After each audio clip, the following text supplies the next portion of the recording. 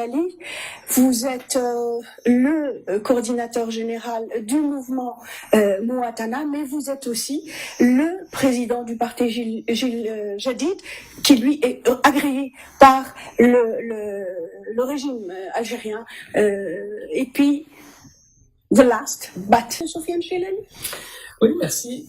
En fait, on est dans une période où le climat est totalement délétère et rien n'est clair.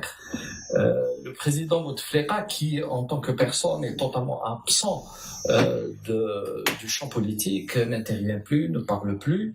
Simplement, il y a comme une délégation de ce pouvoir à un entourage dont, semble-t-il, le frère en serait un peu le pivot et qui, sans arrêt, envoie des signaux contradictoires. Parfois, on a le sentiment que le président, ou du moins son entourage, reconnaissent la situation et donc préparent leur sortie. Et d'autres fois, on a au contraire l'impression qu'ils veulent se maintenir coûte que coûte, malgré l'incongruité de la situation.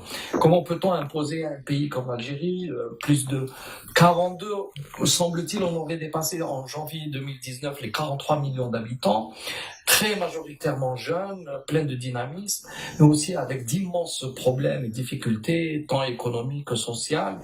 Comment peut-on vouloir imposer un homme totalement hors d'âge maintenant, qui ne peut rien faire, ni pour l'Algérie, ni pour lui-même?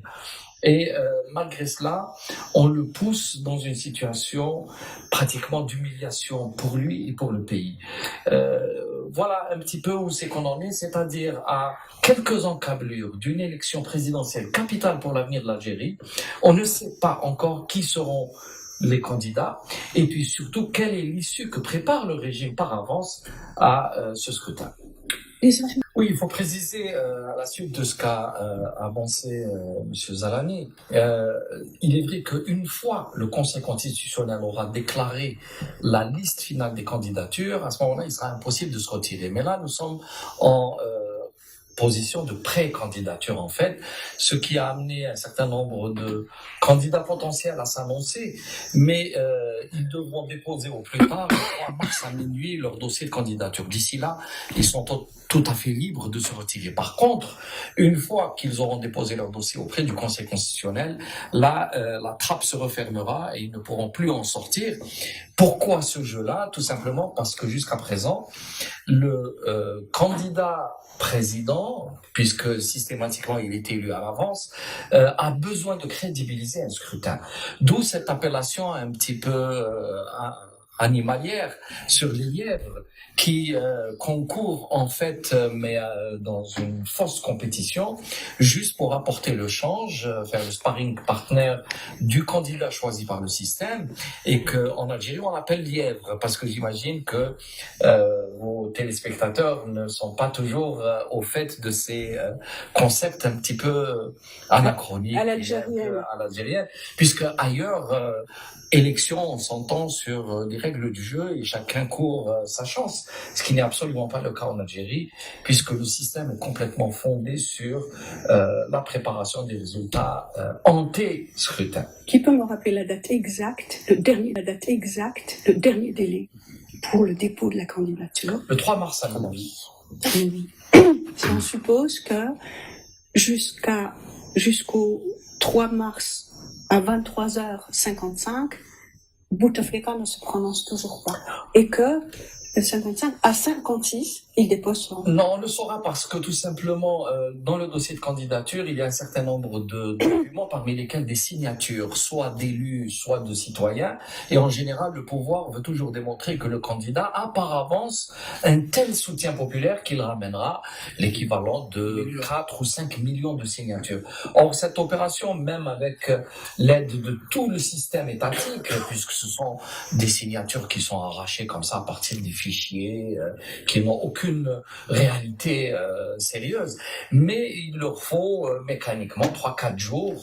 Donc tout le monde le sait, en prenant l'exemple de 2014, alors que l'élection se déroulait le 17 avril, donc à 24 heures d'intervalle, plus les 5 années, l'annonce de la candidature du président s'était faite le 22 février. On peut s'attendre à ce qu'elle se fasse cette fois-ci entre le 20 et le 25, au plus tard.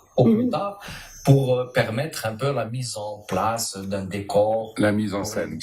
Donc, les candidats potentiels qui ont envie de s'impliquer auront le temps avant le 3 mars de se retourner, de ne pas déposer au final leur dossier.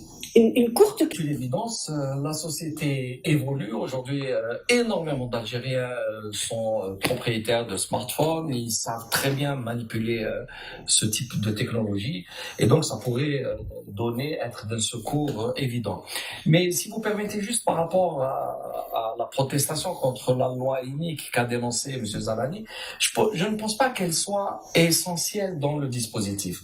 Ce qui manque, en fait, et ce que l'opposition n'a cessé de réclamer, c'est une commission indépendante du ministère de l'Intérieur pour l'ensemble du processus électoral, c'est-à-dire à partir du fichier électoral jusqu'au process de mise en place des bureaux, du suivi du jour du scrutin, du dépouillement, etc. Car comme vous le savez, le système jusqu'à présent arrive à trafiquer les élections à plusieurs niveaux. D'abord, en mettant des conditions particulières en amont, puisqu'il favorise systématiquement par les moyens dont il dispose, par l'argent, par la logistique de l'État, etc., les partis et les candidats qui les arrangent.